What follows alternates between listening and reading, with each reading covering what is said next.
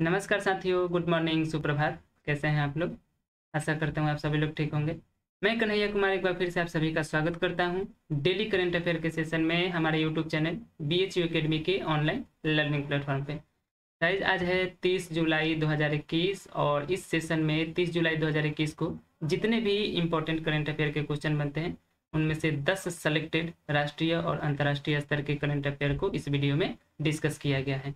और ये session BHU academy के द्वारा 1 जुलाई 2021 से शुरू किया गया है और इस कड़ी में इसके पीछे 29 वीडियो पोस्ट किए जा चुके हैं। अगर आप लोगों ने वो वीडियो नहीं देखा है गाइस, तो प्लीज़ जाकर के वो वीडियो जरूर देखिएगा, क्योंकि उसमें काफ़ी इंपॉर्टेंट क्वेश्चन को डिस्कस किया गया है। अब देखिए, इस सेशन में राष्ट्रीय और अंतर्राष्ट्रीय स्तर के करंट अफेयर को डिस्कस किया जाता है। उस करंट अफेयर को समझने के लिए उसका डिटेल में विश्लेषण किया जाता है और साथ ही साथ उससे जितने भी जीके जीएस के प्रश्न बनते हैं उसको भी इस वीडियो में डिस्कस किया जाता है। अब ये सेशन कितना इंपॉर्टेंट है तो देखिए, किसी भी यूनिवर्सिटी में होने वाले इंट्रेंस एग्जाम जो एडमिशन से पहले होते हैं, जैसे BHU, AU, CU, CET, हालांकि जो 2021 में यूजी ने गाइडलाइन जारी किया है, CU, CET के तहत जो इंट्रेंस एग्जाम होते थे वो पोस्टपोन कर दिए गए हैं। साथ ही साथ 10+2 लेवल के जितने भी कंपटीशन के एग्जाम है तो उसके दृष्टिकोण से ये सेशन काफ़ी इंपॉर्टेंट है।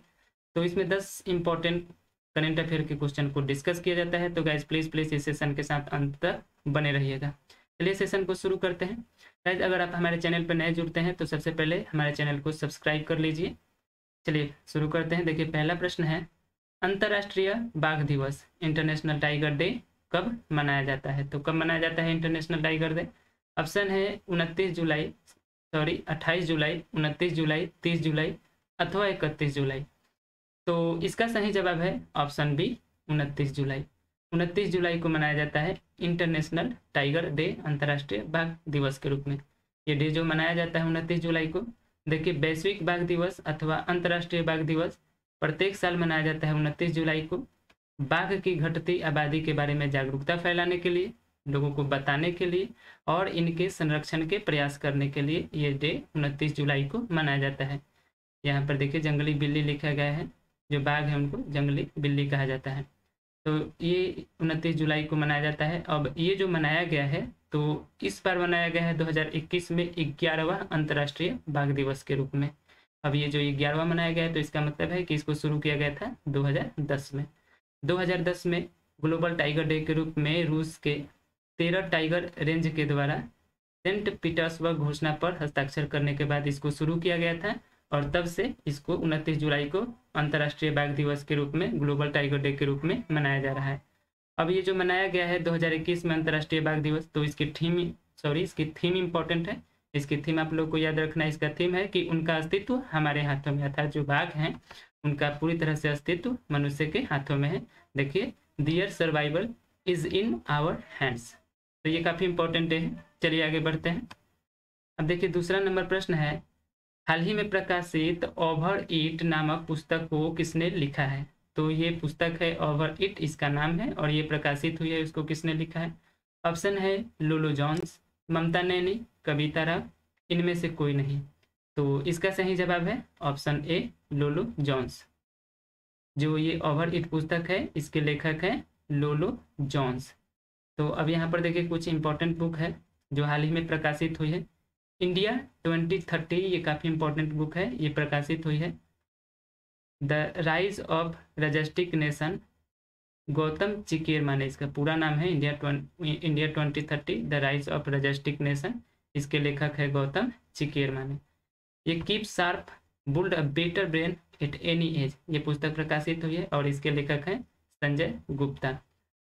लेखिका डॉक्टर स्तुति शर्मा की ये पुस्तक है elements of quantitative genetics a conceptual approach, ये भी काफ़ी इंपॉर्टेंट पुस्तक है, ये भी प्रकाशित हुई है हाल ही में। One question that can solve your life, तो ये भी प्रकाशित हुई है पुस्तक हाल ही में और इसके लेखक कौन है?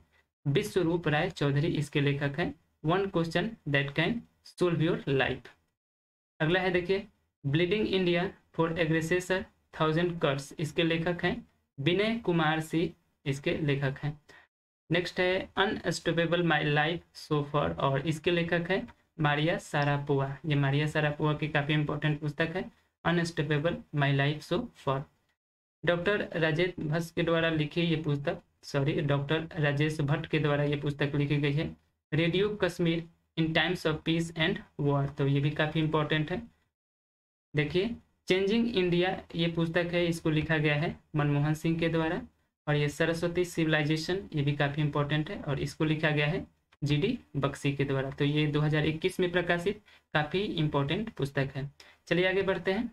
अब देखिए तीसरा नंबर प्रश्न है, COP26 जलवायु परिवर्तन शिखर सम्मेलन 2021 का आयोजन किस देश में किया जाएगा?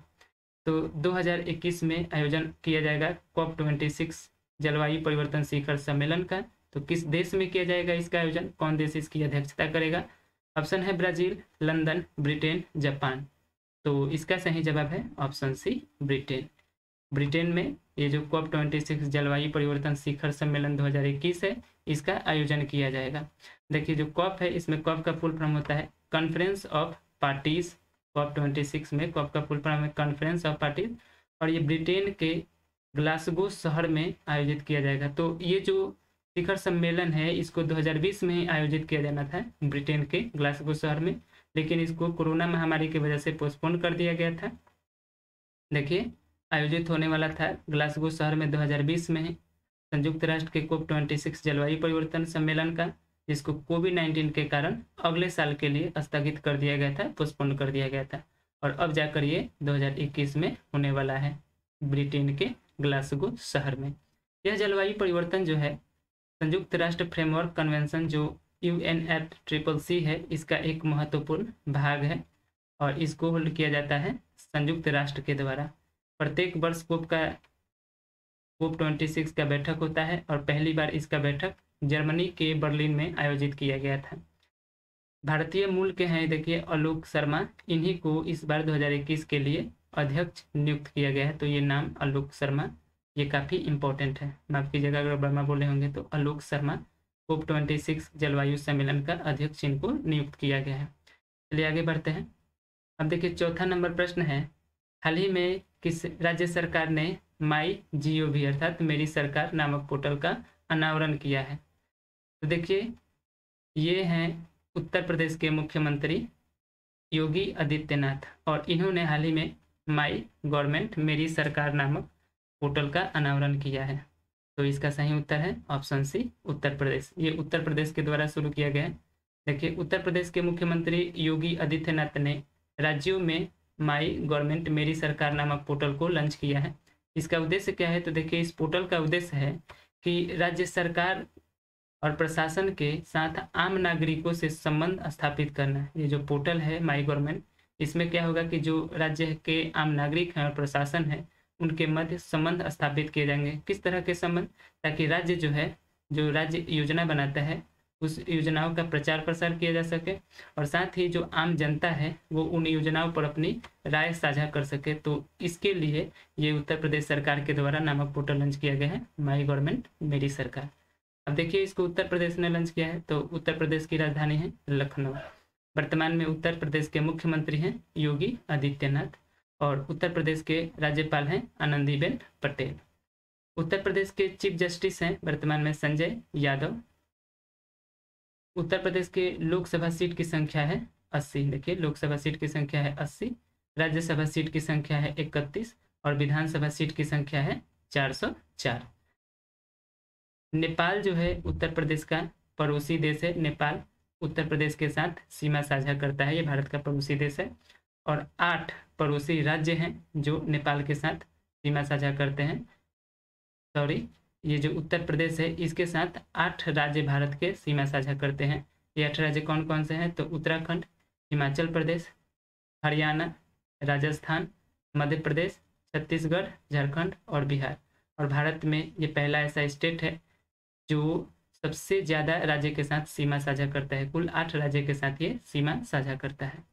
अब देखिए उत्तर प्रदेश का राजकीय पशु है बारहसिंगा, राजकीय पक्षी है सारस, वृक्ष है अशोक का वृक्ष उत्तर प्रदेश का राजकीय वृक्ष है, और पलाश का फूल यहाँ का उत्तर प्रदेश का राजकीय फूल है। लोक नृत्य में देखिए कर्मा, सैला, घुड़िया, राई, धुड़िया, राई, ये सभी उत्तर प्रदेश के लोक नृत्य हैं। और नेशनल पार्क की बात की जाए तो देखिए most important Dudhwa national park, Dudhwa national park और चंद्रप्रभा राष्ट्रीय उद्यान, राष्ट्रीय चंबल अभयारण्य। तो ये तीनों जो नेशनल पार्क हैं उत्तर प्रदेश में काफ़ी इंपॉर्टेंट हैं। पीलीभीत टाइगर रिजर्व, रानीपुर वन्य जीव अभयारण्य, तो ये सभी नेशनल पार्क जो है उत्तर प्रदेश में स्थित है, जिसमें देखिए दुधवा राष्ट्रीय उद्यान और चंद्रप्रभा राष्ट्रीय उद्यान मोस्ट इंपॉर्टेंट है एग्जाम पॉइंट ऑफ व्यू से। झील की बात की जाए तो देखिए बखीरा झील, करेला झील, इंतौजा झील, बेती झील, लिलोरी झील, ये सब झील जो हैं उत्तर प्रदेश में स्थित है।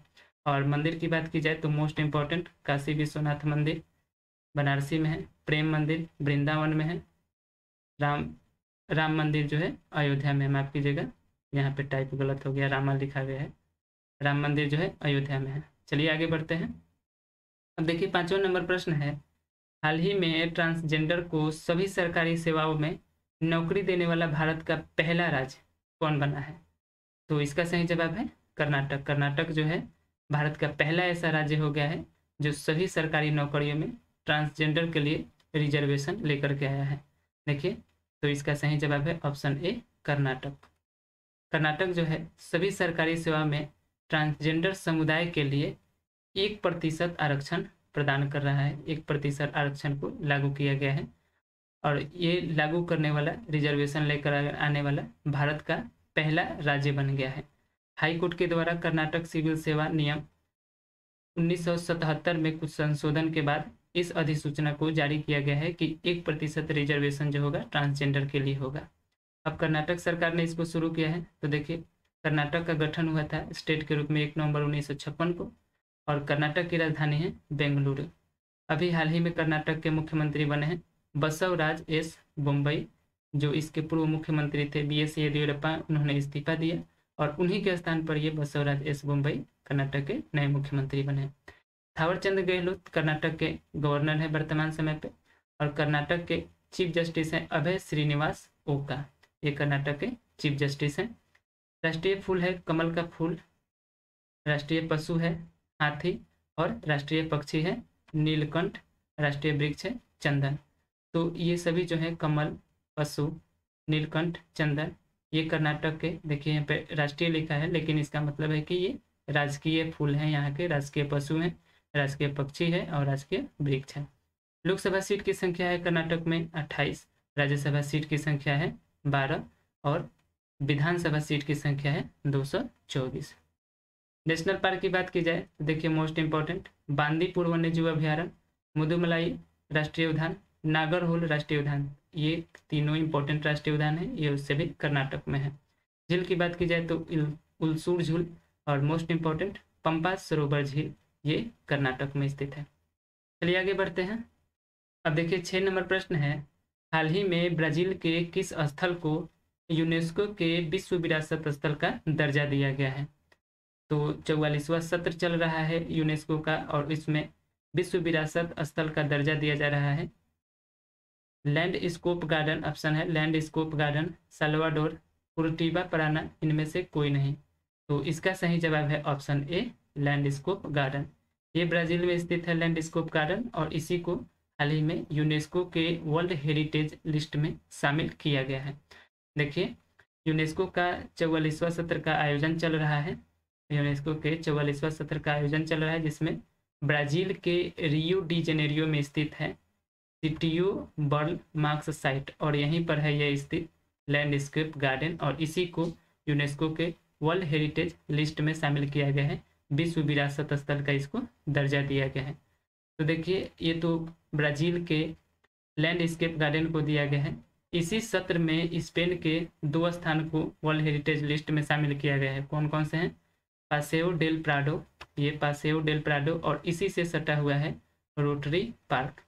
इन दोनों को, ये दोनों स्पेन के हैं और इन दोनों को अभी हाल ही में विश्व विरासत स्थल में शामिल किया गया है।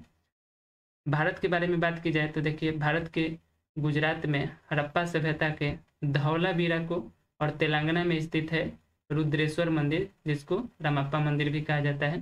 तो भारत के इन दोनों स्थल को हाल ही में यूनेस्को के वर्ल्ड हेरिटेज लिस्ट में शामिल किया गया है, विश्व विरासत का दर्जा दिया गया है।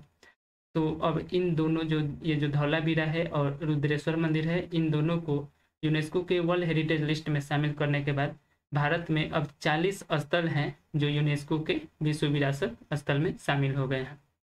चलिए आगे बढ़ते हैं। अब देखिए 7 नंबर प्रश्न है, हाल ही में लेबनान के नए प्रधानमंत्री कौन बने हैं? ऑप्शन है नजीब मिकाती, मिशेल ऑन, नवाफ सलाम, साद हरीरी। तो इसका सही जवाब है ऑप्शन ए नजीब मिकाती। ये नजीब मिकाती लेबनान के नए प्रधानमंत्री बने हैं। देखिए ये हैं नजीब मिकाती और ये लेबनान के हाल ही में प्रधानमंत्री बने हैं। ये एक व्यवसायी हैं, अरबपति हैं नजीब मिकाती, और संसदीय परामर्श के बाद लेबनान के नए प्रधानमंत्री इनको नियुक्त किया गया है।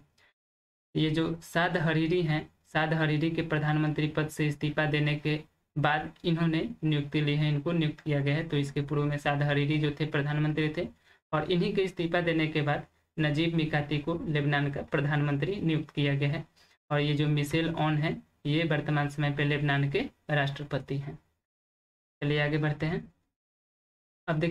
अब देखिए 8 नंबर प्रश्न है, हाल ही में विश्व बैंक ने वित्त वर्ष 2021-22 में भारत के जीडीपी वृद्धि दर कितने प्रतिशत रहने का अनुमान लगाया है? तो ये है विश्व बैंक, वर्ल्ड बैंक, और इसने भारत के फाइनेंशियल ईयर 2021-22 के लिए जीडीपी वृद्धि दर, जीडीपी ग्रोथ रेट कितने प्रतिशत रहने का अनुमान लगाया है? तो ऑप्शन है 7%, 8.3%, 9.6%, 10%। तो इसका सही जवाब है ऑप्शन बी 8.3%। विश्व बैंक के द्वारा भारत के जीडीपी वृद्धि दर, जीडीपी ग्रोथ रेट का फाइनेंशियल ईयर 2021-22 के लिए लगभग 8.3% रहने का अनुमान लगाया गया है। देखिए विश्व बैंक ने हाल ही में भारत की अर्थव्यवस्था में 2021-22 फाइनेंशियल ईयर वित्त वर्ष 2021-22 के दौरान 8.3% और 2022-23 के लिए इसने बताया है कि 7.5% जीडीपी वृद्धि दर, जीडीपी ग्रोथ रेट रहने का इसने अनुमान लगाया है। तो अब यहाँ पर देखिए कुछ अन्य संस्था के द्वारा भी भारत के फाइनेंशियल ईयर 2021-22 के लिए जीडीपी ग्रोथ रेट का अनुमान लगाया है, तो इसको यहाँ पर इंक्लूड किया गया है। हाल ही में इंडिया रेटिंग्स ने भी अपना अपडेट जारी किया और इसने भी बताया कि भारत के फाइनेंशियल ईयर 2022 के लिए जीडीपी ग्रोथ रेट जो है वो 9.6% रहने का इसने अनुमान लगाया है। इंटरनेशनल मॉनेटरी फंड IMF के द्वारा भी यह अनुमान लगाया गया है कि फाइनेंशियल ईयर 2021-22 के लिए भारत की जीडीपी ग्रोथ रेट जो है वो 9.5% के आसपास रहने वाली है। साथ ही साथ ये जो केयर रेटिंग्स एजेंसी है, इसने भी भारत के जीडीपी ग्रोथ रेट का अनुमान लगाया और इसके अनुसार 8.8 से लेकर के 9% तक रहने वाली है। और रिजर्व बैंक ऑफ इंडिया के द्वारा भी यह अनुमान लगाया गया और रिजर्व बैंक इंडिया का कहना है कि 10.5% के आसपास रहने वाली है फाइनेंशियल ईयर 2022 के लिए जीडीपी ग्रोथ रेट भारत की। चलिए आगे बढ़ते हैं। अब देखिए 9 नंबर प्रश्न है, हाल ही में जारी ग्लोबल साइबर सिक्योरिटी इंडेक्स 2021 में कौन देश प्रथम स्थान पर है? तो ये ITC के द्वारा जारी किया गया है ग्लोबल साइबर सिक्योरिटी इंडेक्स 2021, और इसमें कौन देश है जो साइबर सिक्योरिटी के मामले में सबसे पहले पायदान पर है, सबसे प्रथम स्थान पर है? ऑप्शन है अमेरिका, भारत, चीन, जापान। तो इसका सही जवाब है ऑप्शन ए अमेरिका। अमेरिका जो है साइबर सिक्योरिटी के मामले में सबसे पहले स्थान पर है, सबसे प्रथम स्थान पर है, जो ग्लोबल साइबर सिक्योरिटी इंडेक्स 2000 जारी किया गया है इसके अनुसार। देखिए हाल ही में इंटरनेशनल टेलीकम्युनिकेशन यूनियन अर्थात ITC के द्वारा ग्लोबल साइबर सिक्योरिटी इंडेक्स 2021 जारी किया गया है और इसमें साइबर सिक्योरिटी के मामले में प्रथम स्थान पर अमेरिका है, इस रिपोर्ट का ऐसा कहना है। साइबर सिक्योरिटी के मामले में अगर भारत की बात की जाए तो इस इंडेक्स में भारत का स्थान है 10वां। साइबर सिक्योरिटी के मामले में भारत का 10वां स्थान है और साइबर सिक्योरिटी के मामले में इस बार भारत का 10वां स्थान है। इसके पहले भारत का 47वें स्थान पर होता था, पहले भारत कभी, अब चला आया है 10वें स्थान पर।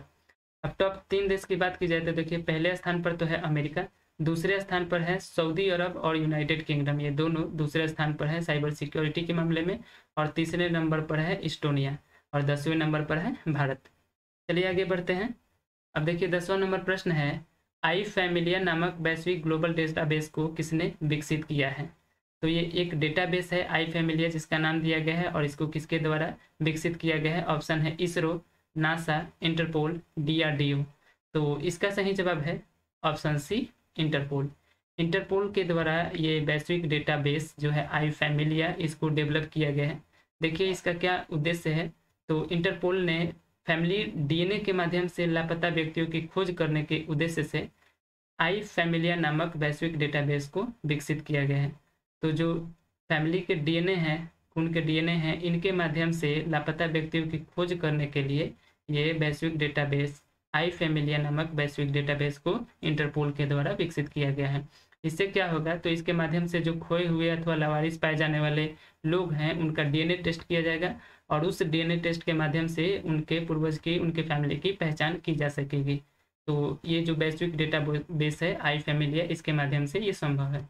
अब इसको इंटरपोल ने डेवलप किया है। तो देखिए इंटरपोल जो है इसका फुल फॉर्म है इंटरनेशनल पुलिस, और इसकी स्थापना हुई थी 1923 में। मुख्यालय है इसका वर्तमान में लियोन, फ्रांस में, और वर्तमान समय पे इसके प्रेसिडेंट हैं किम जोंग यून। तो इस सेशन में ये अंतिम प्रश्न था। चलिए पिछले अभ्यास प्रश्न का विश्लेषण देख लेते हैं। अगर आप लोगों ने पिछला वीडियो देखा होगा तो पिछले वीडियो में आप लोगों से पूछा गया था कि ये जो जोगाजोग सोशल मीडिया प्लेटफॉर्म है इसको किस देश के द्वारा लागू करने की योजना बनाई गई है, अथवा कौन सा देश इसको लागू करने वाला है, ये जो सोशल मीडिया प्लेटफॉर्म है जोगाजोग। तो उसका सही जवाब था बांग्लादेश। बांग्लादेश की सरकार ने है जो स्वयं का सोशल मीडिया प्लेटफॉर्म जोगाजोग को विकसित करने की योजना बनाई है, जो फेसबुक और व्हाट्सएप है उनके जैसा ये जोगाजोग है। चलिए अब आज के अभ्यास प्रश्न को देख लेते हैं। आज का अभ्यास प्रश्न है युद्ध अभ्यास एक्सरसाइज इंद्र 2021 किन दो देशों के मध्य शुरू किया गया है। तो ये एक युद्ध अभ्यास है एक्सरसाइज इंद्र 2021, और इसको किन दो देशों के बीच में संयुक्त रूप से शुरू किया गया है। कौन दो देश हैं जो इस एक्सरसाइज इंद्र 2021 में भाग ले रहे हैं। ऑप्शन है भारत और जापान, रूस और भारत, रूस और सऊदी अरब, जापान और चीन। तो इसका सही उत्तर आप लोग कमेंट सेक्शन में टाइप करना है। साथ ही साथ इस एक्सरसाइज इंद्र 2021 के बारे में और इसमें से जो भी आंसर बनते हैं उसके बारे में आप लोग जितना कुछ जानते हैं वो सभी कमेंट सेक्शन में टाइप करना है। तो गाइस आशा करता हूँ कि ये वीडियो आप लोग को पसंद आया होगा, और इसके पीछे जितने भी वीडियो डाले गए होंगे अगर आप लोगों ने वो वीडियो देखा है तो वो वीडियो आशा करता हूँ कि आप लोगों को पसंद आया होगा। अगर ये वीडियो आप लोगों को अच्छा लगता है तो हमारे वीडियो को लाइक कीजिए। अगर आप हमारे चैनल पर नए जुड़ते हैं तो हमारे चैनल को सब्सक्राइब कीजिए। अधिक से अधिक ग्रुप में, अधिक से अधिक दोस्तों के पास इसको शेयर कीजिए। चलिए वीडियो को एंड करते हैं। अगले वीडियो में हम लौटेंगे 31 जुलाई 2021 के करंट अफेयर के साथ। Be positive, be motivated. जय हिंद, जय भारत।